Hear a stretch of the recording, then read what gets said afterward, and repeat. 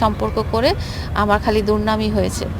সে তাকে লোকজন বুড়া বেটির জামাই এই কথাটা বলে। বুড়া বেটির জামাই কথাটা আজকে থেকে না, এটা তুমি যখন চিটাগাংয়ে একটা ইনসিডেন্ট হয়েছিল তখন থেকে লোকজন তোমাকে বলা শুরু করেছে। অনেক মেয়েদের সাথে সে ঘোরাফেরা করেছে, সে বলেছে তার অনেকগুলো গার্লফ্রেন্ড ছিল। তো প্রথমে রিলেশনের শুরুতে এই আন্ডারস্ট্যান্ডিংটা হয়ে গেছে যে তুমি যদি আমার সাথে রিলেশনে থাকতে চাও বা তুমি যদি আমাকে ভালোবাসতে চাও, সম্পর্ক কন্টিনিউ করতে চাও, তুমি আর কোনো মেয়ের কাছে যেতে পারবে না। তুমি যদি এই কন্ডিশনটা আমার মেনে রাখতে পারো তাহলে তো তোমার সাথে আমি রিলেশনে যাব। এবারে বিষয়টা হচ্ছে ওর সাথে আমার কোনো ঝগড়াঝাটি হয়নি, ও জাস্ট আউট অফ কন্ট্রোল ছিল, মদ খেয়ে মাতাল হয়েছিল এবং কোনো রকম ঝগড়াঝাটি বা মারামারি কিছু হয়নি। ওই বন্ধুর একটা কথাতেই হয়তো তার মনে ক্লিক করে গেছে। আর এমনিতে যেটা হচ্ছে সে মানে শুধু আমার থেকে শুরু না, শুরুটা সে ওই প্রথম রেস্টুরেন্টটা থেকেই করেছিল।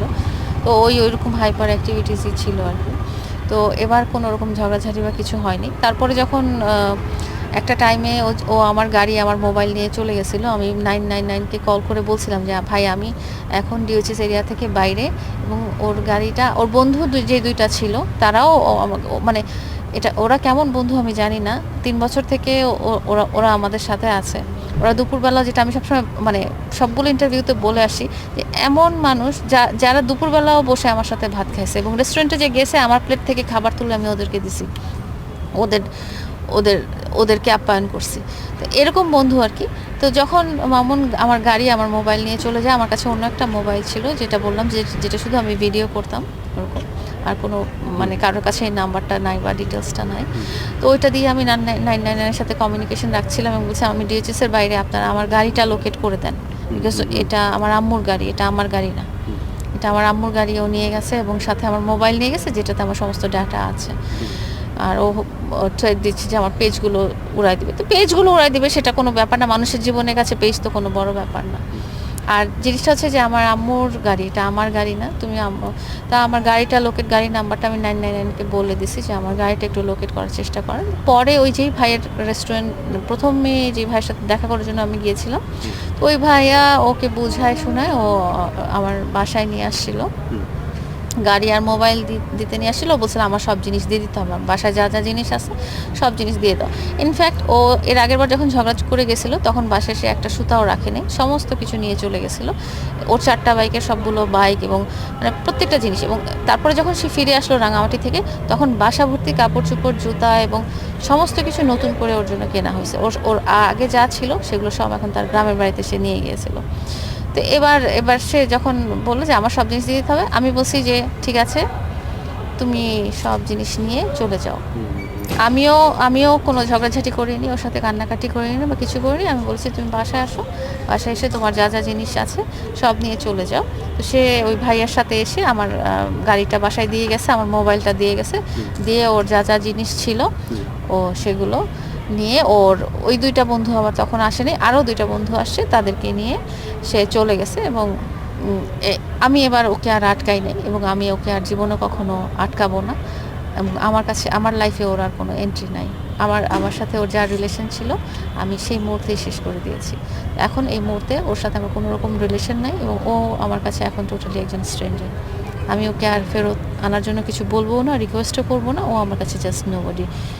কারণ এত ভালোবাসা দিয়েছি 3 বছরে, এত এফোর্ট দিয়েছি, ও ও অবশ্যই আমাকে ভালোবাসছে। হ্যাঁ, আপনারা যে দেখলেন যে আমরা নেপালে গিয়েছিলাম, ওর মন ভালো নাই বাড়িটার জন্য, বিকজ ও একটা বাড়ি চাচ্ছিল, ওই বাড়িটা হচ্ছে না। আসলে বললে তো মুখের কথা হয় না, 50-60 কোটি টাকা দিয়ে একটা বাড়ি যে কেউ মুখে কথা বললেই কিনে দেওয়া যায় না, চাওয়ারও একটা লিমিট থাকবে এবং মানুষের দেওয়ারও একটা সামর্থ্য থাকতে হবে। তো আমি কি করি না করি, ও 3 বছরে তো সে আমার ফিনান্সিয়াল কন্ডিশন, ফ্যামিলি স্ট্যাটাস, আমরা যেহেতু একসাথে আছি, ওর তো ভালো ধারণাই হওয়া উচিত। বললেই তো আমি আলাদিনের প্রতীকের মতো চাইলাম আর একটা বাড়ি দিয়ে দিলাম, সেটা হয় না। তো ওর ওই বাড়ি নিয়েই তার এক্সট্রিম মন খারাপ দেখে তাকে আমি বিদেশে বেড়াতে নিয়ে যাই এবং ও আগে কখনো বিদেশে যায় নাই। তো ওর জন্য আমি সমস্ত কিছু অ্যারেঞ্জ করেছিলাম যাতে ওর মনটা একটু ভালো হয় এবং হাসি খুশি থাকে, বিকজ আমি সারা জীবন ওর কখনো খারাপ চাই নাই, কোনো ব্যাপার নিয়ে বলতে পারবেন না। হ্যাঁ, ও ও ও ও 2-4 সেকেন্ডের জন্য লাইভে যেয়ে বলছিল যে আমি সারা জীবনে যা নাম কামাইছি লায়লার সাথে সম্পর্ক করে আমার খালি দুর্নামই হয়েছে। সে তাকে লোকজন বুড়া বেটির জামাই এই কথাটা বলে। তো আমার কথা হলো যে বুড়াবিটি জামাই কথাটা আজকে থেকে না, এটা তুমি যখন চিটাগাংয়ে একটা ইনসিডেন্ট হয়েছিল তখন থেকে লোকজন তোমাকে বলা শুরু করেছে, এবং তোমার তখনও সেটা অনেক আগে। তোমার যদি তখনও ইচ্ছা হতো, তোমার যদি মনে হতো তুমি যদি আমাকে ভালো নাই বাসতা বা আমাকে তোমার যদি ভালো নাই লাগতো, তুমি ইচ্ছা করলেই তখন চলে যেতে পারতা।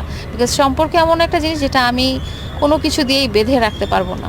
হ্যাঁ, এখন এটার এই কথাটারই এক্সাম্পল হলো যে আমি আদর, ভালোবাসা এবং 100% লয়্যালিটি, আমি কখনো ডিসলয়াল ছিলাম না। হ্যাঁ, আমি কখনো অন্য একটা ছেলের সাথে যে হাই হ্যালো করতে যায় না অকারণে, কাজ ছাড়া। বা আমাকে কখনো দেখবেন না যে ভিডিও করার সময় করা হয়েছে, যেটা সেও করেছে, এবং আমাদের যদি কারোর সাথে ভিডিও করা দেখেন সেগুলো মামুনি করে দিয়েছে, মামুনির রিকোয়ারমেন্টগুলো। বাট সম্পর্কের মধ্যে আমিও যেমন লয়াল ছিলাম, মামুনও সেরকম লয়াল ছিল। মামুনও 100%, এবং সে আমাকে অনেক ভালোবাসছে। অন্যরা, ওর বন্ধুরা বা ওর পরিবাররা আমাকে ভালোবাসছে না, বাসে নাই, বা তারা স্বার্থের জন্য আমার সাথে ছিল বা ছিল না, সেটা আমার আমার কাছে কোনো ব্যাপার না। আমার কাছে দুনিয়াটাই হচ্ছে মামুন, কারণ মামুনের জন্য আমি পুরো দুনিয়াটা ছেড়ে আমি ওর কাছে গিয়েছিলাম। হ্যাঁ, এবং আমি ওকে সমস্ত কিছু দিয়েই ভালোবাসি এবং ওকে হ্যাপি রাখার চেষ্টা করছি। হয়তো মাঝে মাঝে আমাদের ভিডিও রিফ্লেক্ট করেছে যে আমি ওকে এটা দিয়েছি সেটা দিয়েছি, কিন্তু আসলে যেটা দেওয়া হয়েছে সেটা ভিডিওতে আসে নাই। ইমোশন কখনো ভিডিওতে তো আসে না। হ্যাঁ, তো আমি ওকে হ্যাপি রাখার চেষ্টা করছি। আমি চাইছি ওর যে ড্রিমগুলো, হ্যাঁ, ওকে নিয়েও আমার ড্রিম ছিল, আমার নিজেকে নিয়ে আমার কখনো ড্রিম ছিল না। আমি আমার অনেক ইন্টারভিউতে দেখেছেন যে আমার নিজেকে নিয়ে আমি কখনো বলি নাই যে আমি সোশ্যাল মিডিয়াতে প্রতিষ্ঠিত হতে চাই, বা আমি এটা হতে চাই, বা আমি ওটা হতে চাই। আমি সবসময় চেয়েছি মামুন যাতে বড় হোক। আমি চেয়েছি ওর পছন্দের যে লাইফস্টাইলটা সেটাতে ও লিড করুক। আমি চেয়েছি আমাদের দুজনের একটা বাসা হোক, ডেফিনেটলি। কিন্তু ওইটা যে এখনই হয়ে যাবে বললেই আজকে হয়ে যাবে, সেটা তো হচ্ছিল না ভাই। আর যদি আমার ওইরকম সামর্থ্য থাকতো তাহলে আমি সাথে সাথেই দিতাম। এই জিনিসটা হয়তো দুনিয়ার সবাই বুঝতে পারবে যারা আমাকে আর মামুনকে দেখেছে। আপনি বলছিলেন যে আপনার সঙ্গে সম্পর্ক থাকাকালীন মানে ওই সময়টা কোনো আন্দাজ করতে পেরেছিলেন কিনা যে তার অন্য কারোর সঙ্গে সম্পর্ক আছে? না, এটা আন্দাজ করারও কোনো দরকার নেই। ওর সাথে আমি 24 ঘন্টাই থাকছি এবং ওর প্রত্যেকটা জিনিসই আমি জানছিলাম। অন্য কারোর সাথে ওর সাথে এই আন্ডারস্ট্যান্ডিং আমার ছিল যে আমি তোমার লাইফে থাকলে তুমি অন্য কোনো কারো কাছে যেতে পারবা না।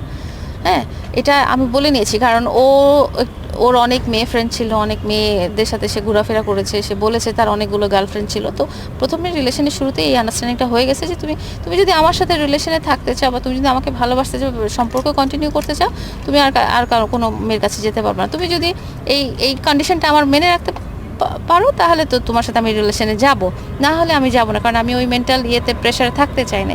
ও সেটা করেনি, কখনো আমার ট্রাস্ট ব্রেক করে নাই, আজ পর্যন্ত কখনো ট্রাস্ট ব্রেক করে নাই। আচ্ছা, আরেকটা বিষয়, অনেকেই মানে বলতেছে যে মামুনের সঙ্গে লাইলার সম্পর্কটা ছিল কন্ট্রাক্ট ম্যারেজের মতো করে, মানে অনেকে ধারণা করছে, অনেকে না, এই ধরনের কোনো কন্ট্রাক্ট কোনো ছিল না, এবং আমার কখনো মনে হয় নাই যে ও টাকা পয়সার জন্য আমার কাছে ছিল। এখন পর্যন্ত আমার মনে হয় নাই, বিকজ ওর ভালোবাসাটা রিয়েল ছিল, আমার ভালোবাসাটাও রিয়েল ছিল।